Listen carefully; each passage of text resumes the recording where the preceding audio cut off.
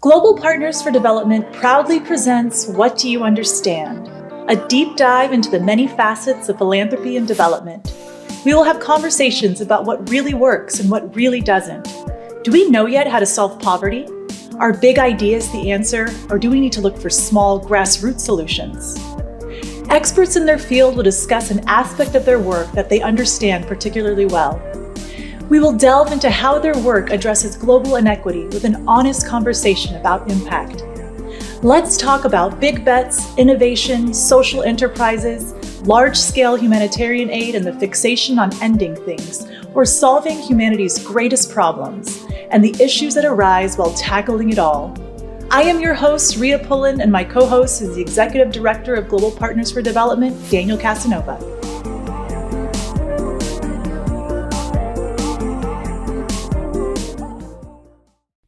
Hi, Daniel. How are you? Hey, Rhea. This is it. We're pilot. doing it. We're doing it. We're doing it's the pilot. I think the other key to this is, what was it? It's Rhea learns development.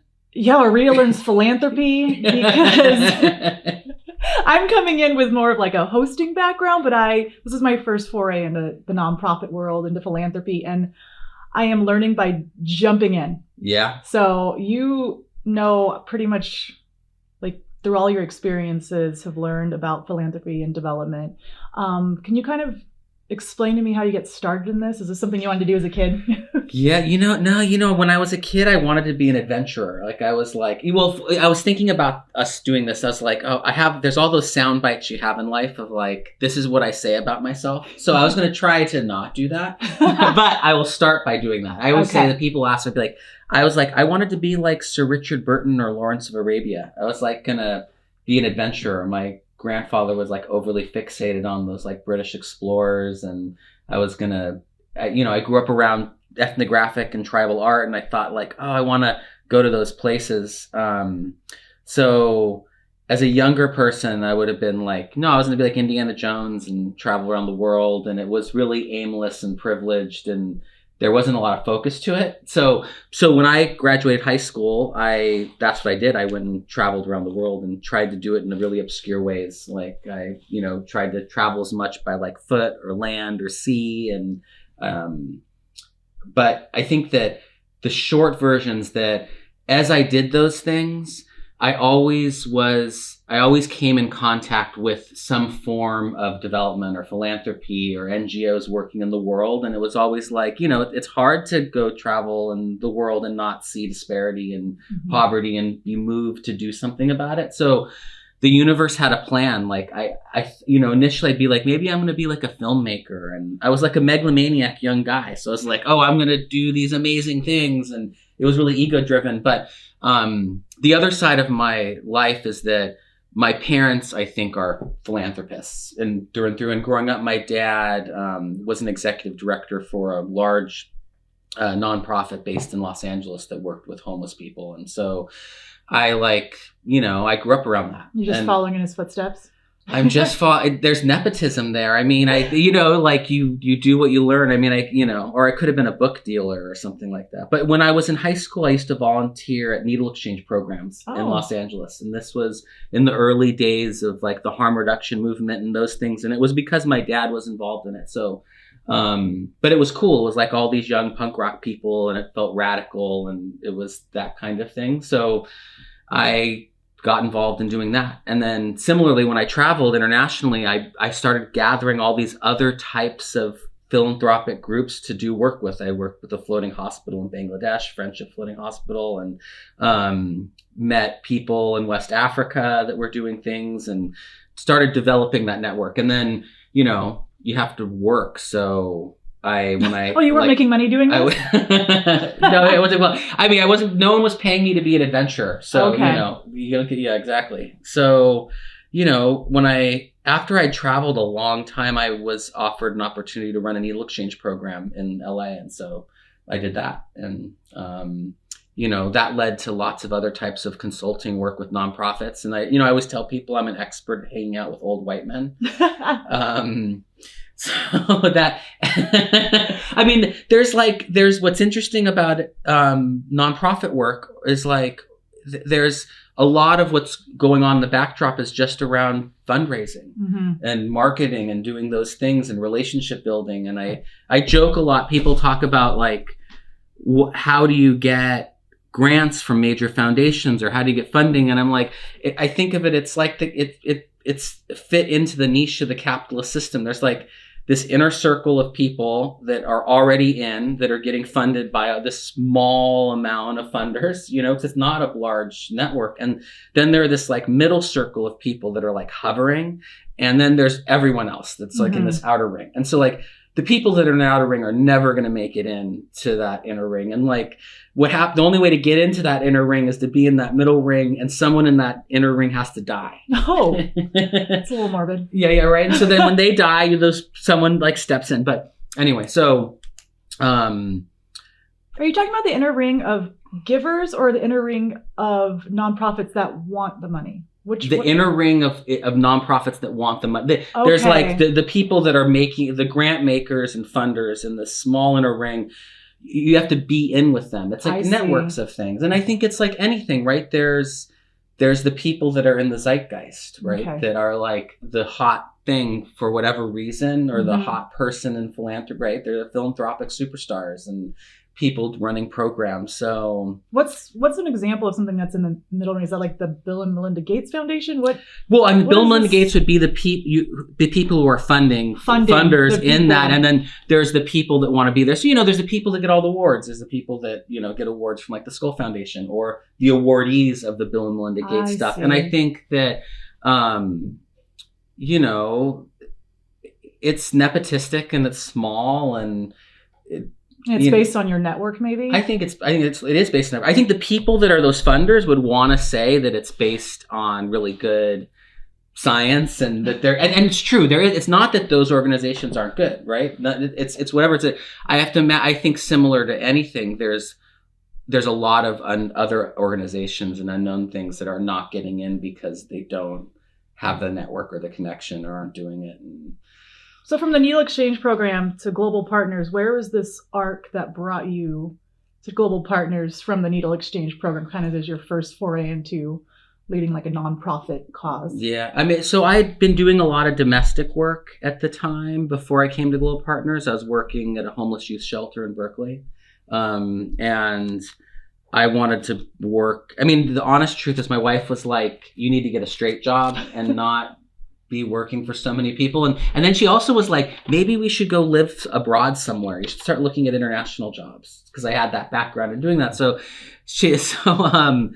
Global Partners happened. I mean, it was just like one of those random things. And I think culturally, I grew up going to these like hippy dippy private schools and talking about my feelings. And the Global Partners is this very unusual organization in that I think the board of directors are people that communicate really well and can talk about things in a really grown-up way and build consensus. And that is like part of the culture of the organization. And then they also were really cool because they were, it's really, I think it's hard to find work from the worker bee, right? Like being the person in the organization. It's hard to find organizations where you're not plugged into a really giant system. Okay. That's already got something amazing going that you're just like a cog in the wheel doing. Whereas Global Partners had this really interesting ethos that I believed in my other grassroots work, which was like true grassroots work that was funding projects that were community led by the recipients of the, pieces. So Needle Exchange is like that. Needle Exchange came out of this movement of drug addicts and users creating programs for themselves. And so Global Partners had a similar type of philosophy, right? They are funding projects that are led by local people on the ground. So that's what grassroots is. And what is the opposite of grassroots, I guess? Well, there's top-down development. I mean, does that mean just throwing lots of money at a problem? What is the opposite it looks like a lot of of things. I mean, I think, what's interesting is I think it's not organized. I mean, the opposite of grassroots, I think, would be top-down funding. And so on the large scales, it's government programs, right? Mm-hmm. And now I think government programs want to be more grassroots and funding. It's just really hard. We were talking about having to move lots of money. I mean, this is an issue both from a government perspective or from philanthropy. It's super hard to move lots of money. Like, you can't, giving away money is not easy. Or doing it ethically or responsibly. Okay. Yeah. Like making sure the recipients are going to use that money for what they say they're going to use it for, or? Yeah, I mean, knowing what happens to the money, knowing, how good of an intervention it is. Does it have, what kind of impact does it have? And it's really expensive to evaluate programs. So I see. Yeah, so it's like, how do you do that? So on the ones that, if there's grassroots on one end, the other end is this large scale projects that are really more like, the criticism right now would be is like, it's, developed nations, it's the US and Europe telling the global South what they need to fund and how they need to fund it. I think we're well beyond that. I mean, while there are people maybe they're still living in that world, because you have to, like, in terms of like large scale humanitarian crisis, like that has to be done by governments or by large entities that can move huge amounts of resources around the world. But on another scale, a lot of projects used to look that way, right? Lots of development in the world used to be like, oh, you need electricity, you need water, you need health resources. And so somebody in Europe or the US would make a decision and an entity and figure out how to do that and go on the ground and implement it. Interesting. Yeah. So we'll get back to Global Partners, but I heard there's a story about building a boat that we need to discuss. Did you build a boat? Yeah. How do you even learn how to build a boat? Yeah, I know. This is one of those young man things. So you wanted to be Indiana Jones. Like that's what you wanted to be. Yeah. Or like Thor Heyerdahl or something like that. I mean, so Bangladesh at the time, so this was in 2002. Okay. Yeah. I had traveled to Bangladesh before in 1999, and it's a really amazing space. But one of the things that's really particularly unique about it is there's this rich tradition of wooden boat builders and all sorts of different types of wooden boats, and it's a riverine country, so they need boats to move things. And I had the idea like, oh, we're going to build a boat in Bangladesh and we're going to sail it to Australia. So I got 3 friends to go with me and do it, and we were going to make a documentary film about it. I mean, I think, to be honest, I was more motivated by, and this is with a lot of the things I did, is like being able to say I did something, or like there was, is it like bucket list items maybe? Yeah, or like the glory of be like, oh, I'm gonna bicycle across the north of Africa and then down the west coast, and I did that, but it was really terrible, and I don't know. Did you make it to Australia? Well, on no, we didn't. We sunk in the week. Oh my gosh! We hit a storm, and it broke the rudder of the boat, and we were rescued in the Indian Ocean by a Ukrainian tanker. Are you serious? Yeah, called the Mona Lisa, that was transporting palm oil from Bangladesh to Indonesia. Did they speak English on the Ukrainian ship? Yeah, it was great. I mean, what was interesting about this, one of the members on our boat was this Norwegian who was in the Coast Guard, and I remember as we were getting like radioing for rescue, we only had a VHF radio, so we could only like radio line of sight to someone. Oh no! But he was like, "Oh man, it cost those tankers like hundreds of thousands of dollars to like change direction or rescue us. Like they're going to be so angry when they pick us up, or they're not going to pick us up."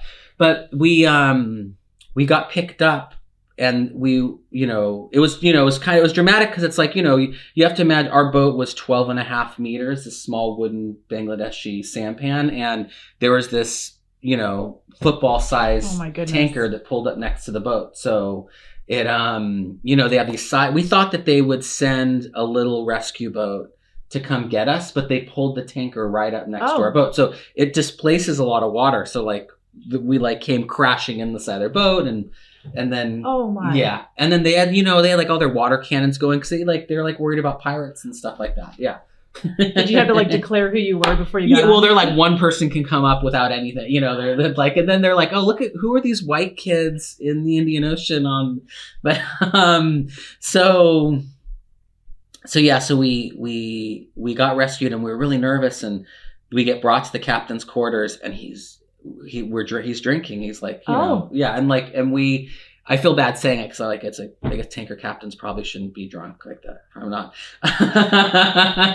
But it was his last voyage. Okay. And he was like, going out with a bang. Well, yeah, he's like the company told me that I couldn't rescue you, but I had rescued one other sailor in my life, this Italian sailor in the Mediterranean. And he's like, I wanted to, seamen have to help each other. So it's my last trip with them. So fuck them. I'm going to rescue you guys. So did you keep in touch with this captain? We have, yeah. But, so we spent the rest of the night just drinking. And it was weird. And then the next morning happened really quickly because it was like the middle of the night while we rescued.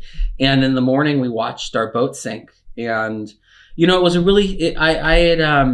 been really fixated and focused on doing this trip. And I think I was like a jerk to my friend. I know I was. I don't think I was like a jerk. Yeah, I was a jerk. But the experience was really elating because it was like ecstatic to watch the boat sink, because here's this thing where I had spent, the last year working. It was really hard living in Bangladesh. Like one of the Norwegians that was with us had arsenic poisoning and was hospitalized in Norway for part of the trip. And we had to deal with the government, and it was, it's hard. It was hard. I know and we're little boys. Next movie. Oh yeah. I know it. Yeah. Right. I'm gonna go to East Africa and build a boat.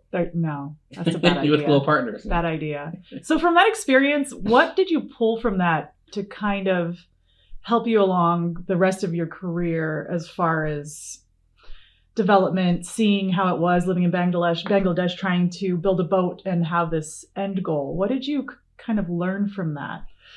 I mean, so one was I developed relationships with people at the UNHCR, because where we lived in Bangladesh was near where all the Rakhine refugees from Myanmar were living. So I built those connections. And like I said, there was that theme there. Mm-hmm. But the bigger one was that it definitely killed for me that part of me that wanted to do these ego-driven things. And so I was like, I don't need to adventure anymore. Like you did it. I did it. I was like, it was really traumatic. It was actually, it was really sailing in a wooden boat and a big storm was really, really super stressful. So I can imagine. Yeah.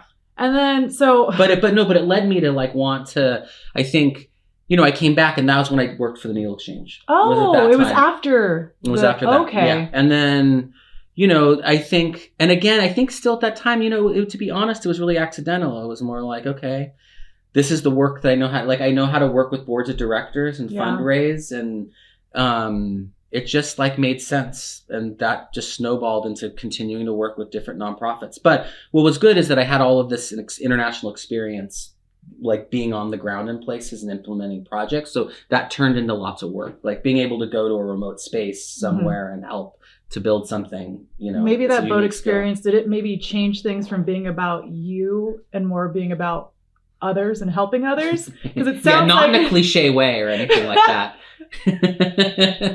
You're not trying to save, your movie that you're making. You're going to go help people on the ground. Yeah. I mean, as I got older, definitely. And having kids does that. I mean, I actually feel, to be honest, it feels more synchronistic or less planned, just in I feel fortunate that that's the work that I've been able to do. I mean, I'm, it's hard for me to think about being motivated to make money.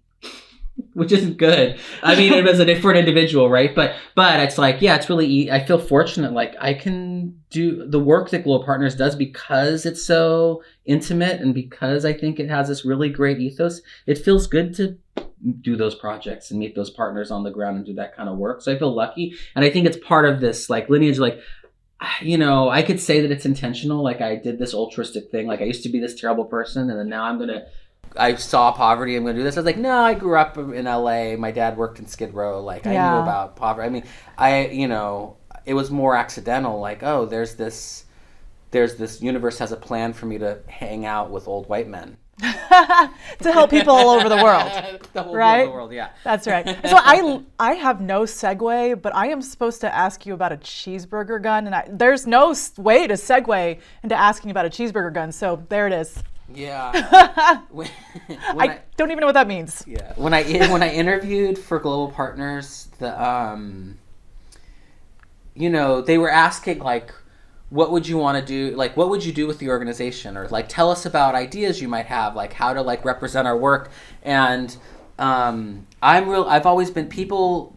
I don't know if a lot of people don't know about this, but some people do. Is like Jonathan Swift wrote an essay called A Modest Proposal, and it was during the Irish potato famine. Okay. And so it was put in the major newspapers at the time in the UK, but it had recipes for. It opens with an essay talking about like how terrible poverty is in Ireland and like how horrible it is to have all these babies, and it's really critical. And then it ends with the modest proposals, like it's recipes for how to cook Irish babies. Stop. Yeah. It was actually published? Oh yeah, it's was great. it It's as called a joke? No, it's yeah. Well, it was a joke. It's a joke. satirical. He, yeah. So Got it. yeah, he's who wrote Gulliver's Travels. Oh, okay. Which is also satirical. Yes. Yeah. Okay. So, but so I feel like the world needs a new modest proposal. So like one of there are all of these issues with development, but I think that because Global Partners had this history from being world runners, which was their mission was to end world hunger. Okay. So I thought, the world needs a modern day like modest proposal like that, and so mine was like, well, we should invent the cheeseburger gun, like and like because it's easy, right? You can mount it onto helicopters or onto tanks, and you could just like You're just gonna drop cheeseburgers. And cheeseburgers have lots of protein, and just shoot them at poor people, right? So Daniel, the images. They'll be like, geez, it's like Cloudy with a Chance of Meatballs almost. Yeah, but just like feed the world, right? So it's like I think like the world needs them, but I mean obviously it's satirical because it's like this is the problem with top-down aid, okay, or even with other systems. It's just like people get like the idea of trying to end things is strange, right? Like the idea that like we could make this system like you could feed people by shooting cheeseburger, like but it doesn't solve their problems and there. So what are the because we talked about solving the big problems and ending things. What are these things that people have claimed to end? Like I guess what you said with World Runners, they were trying to end world hunger. Yeah. Is it just not realistic, or the way they're going about it is not realistic? We shouldn't think about ending world hunger or bringing peace to the entire world. Is that just some fantasy, or how do you think? I mean, so I'm really optimistic. I think we live in a world where things keep getting better. I think that the problem becomes if the focus is too much on those things. So like people like have these ideals. We want to live in a peaceful world. A utopia. A world without you, like all these things. But it's really nebulous, and it's really hard to know what that looks like or means. We live in a world where there's great disparity, right? There are people that have so much, and there's people that have so little. And so I think we need to figure out how to address that. So, and those things aren't about ending these isms, like ending. It's like they're more grounded in real things. Like people need. It's not complicated. It's not rocket science. Like people need healthcare. People need roads. People need functioning governments. Like we kind of know what works, but what happens, I think, is, and this is definitely like a product of the world we live in, where like this idea like business is going to save the world. I think like innovation is great. And those things are going to continue to improve our lives. But if we still have to solve these other problems, like, like we're not going to, we just see it a lot in our work. Like, there's not going to be this device that just like you push a button that's going to feed people or end poverty. They have to have these functioning systems like that they fit into. And those things aren't that complicated. So I think we see, it's like people are really seduced by those innovative ideas because they sound amazing. Like, so ones I hear about right now are like these like solar companies around the world, or like in West Africa, where they're like, they're ending energy poverty. Oh, okay. Which is fine. Like, obviously, like, and then they'll have these narratives about like, there's all these people that don't have energy, and imagine like having surgery under candlelight, or like these things. But it's like, hospitals need electricity, right? Like But this idea that there's energy poverty and solving it's going to be this thing is more like, no, there's a lot of problems that need to get solved for those people. There needs to be development. And I think that the fixation on these innovative ideas takes away from more practical ideas that are locally led and simple, that just need to happen for people to thrive, right? Okay. And so is that how Global Partners works, as far as they're not trying to end or fix, they're more talking to local communities about what they need in that immediate moment? I think I think that Global Partners fell into this niche of grassroots work. So when they were World Runners, they were on this movement of ending hunger in the world, and they were doing it by running marathons and raising money. But then they were just ultimately giving money to large entities, international entities that were doing that type of poverty work. And I think they realized, they're like, well, we actually want to be able to give money directly on the ground to schools and women's groups and people that are living in that poverty and doing it. And so that's how Global Partners came to be. And so so I think that for those founders that were doing that, I think that they were still trying to move the needle of like infant child mortality and hunger and but their idea was the way to do that isn't by funding these top-down things. The way to do that is to go down and ask people what they need, and to be able to. And it's not even just asking. I think it's more. It just has to be steered by local people. Local people have to invest in their own projects, and and ultimately, like, it is about capital. They need capital to be able to do.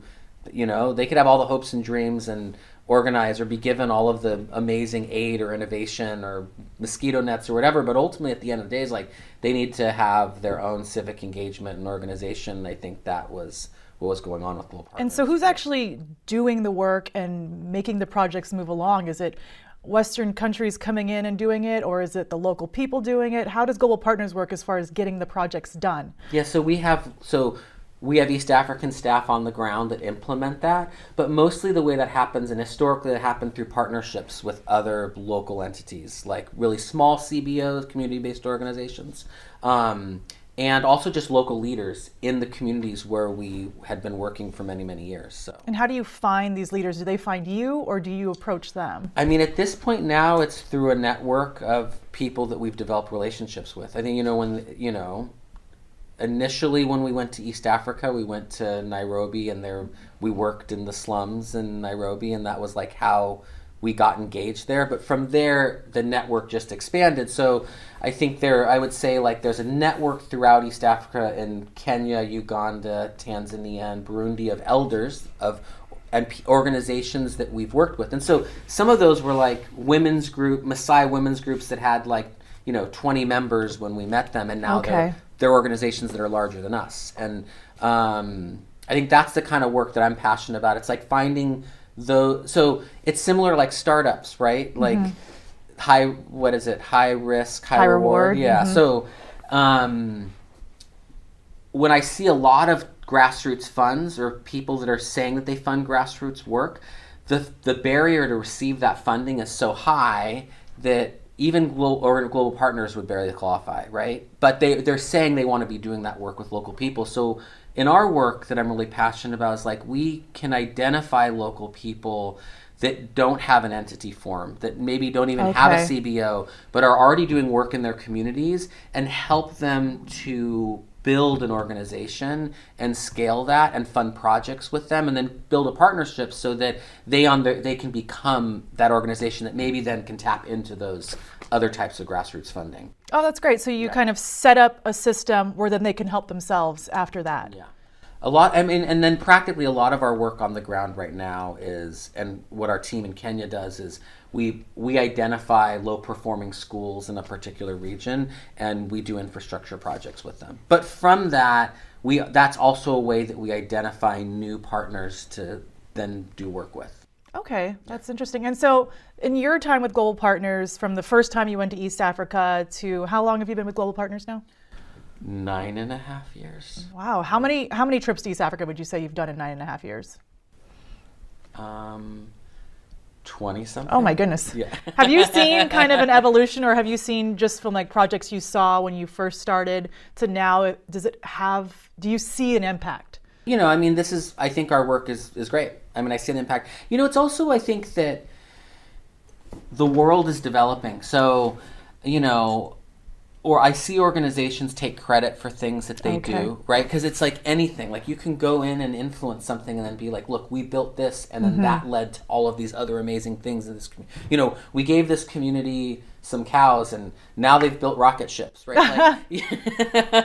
Where's that correlation? Yeah, I know, and we're going to take credit for those rocket ships. I think in our work that, what's interesting about traveling with some of the founders is, we funded projects with women groups in parts of Uganda where now there are these really massive organizations. What's really interesting about it is the work that they're doing civically and politically and how that's growing and what that's changing in their environment. And we have, historical scholarship recipients that, have done amazing things. So I think it's really weird to take credit for those things because I think that even without Global Partners or any organization, progress is happening. Yeah. So what's our plan here with this podcast? We're going to talk to these people, these experts, about what they know well, and is it going to relate to development, to philanthropy? What do we want to get from these experts on a whole?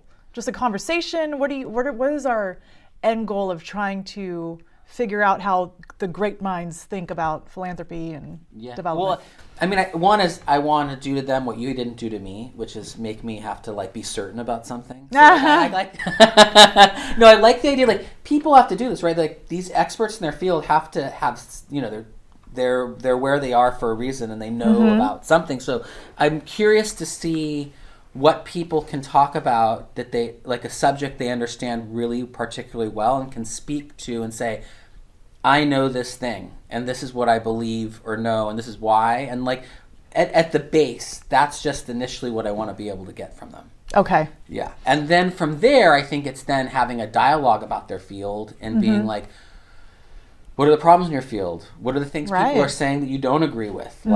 What, those kinds of things. And, politically, I think people have to speak with their hands tied a lot because there's the things you're supposed to say and there's just the way things are. And it's interesting to hear people when you can get them to be well, this isn't working. And this is why I think, but this is why it's not happening or why it's not changing. So, I think there's a lot. I think we actually are in a moment where the intentions are there for people and we have a lot of really great academics and knowledge about how to solve poverty or how to make the world better, but we can't agree about them. Okay. And then also we don't know how to implement some of those things, and they're not getting implemented. And there's lots of excuses for why. And so I think while we live in an era where we have a lot of the answers, I think we also right now have a lot of people that are working on bad projects in so many fields. But that's just my thing. Yeah. And what I kind of love, just to bring back up the cheeseburger gun, is I think when experts talk to each other, breaking pens. Yeah. He's Hulk now. What I loved about the cheeseburger gun is I think when tech experts speak to each other, they have this high level of speak that they understand each other, whereas I'm not from this world. Yeah. So your cheeseburger gun thing, that makes sense to me. I need to be able to understand it just like any layperson could understand it. Yeah. So that's really helpful.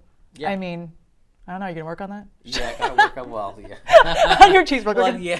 Is it In-N-Out? Is it McDonald's? Is it BK Broiler? Oh, yeah. I was thinking this Fat Burger. Oh. Yeah. Oh. Not White Castle. Not White Castle. White Castle burgers. Yeah, man. Those are easy. Yeah. Oh, don't get us started on food. Oh, yeah. No. It's going to end forever. Thank you, Rita. All right. Thank you, Daniel. And I can't wait to talk to all the experts in their field and figure out how we're going to not end world hunger and not bring world peace, but do it in ways that are manageable and actually scalable. Okay. Thanks, Daniel.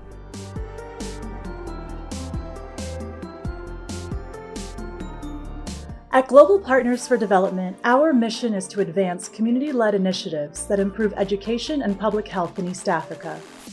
We envision a world in which every East African community has the capacity to implement dynamic, sustainable solutions to the challenges they face. To learn more, visit gpfd.org.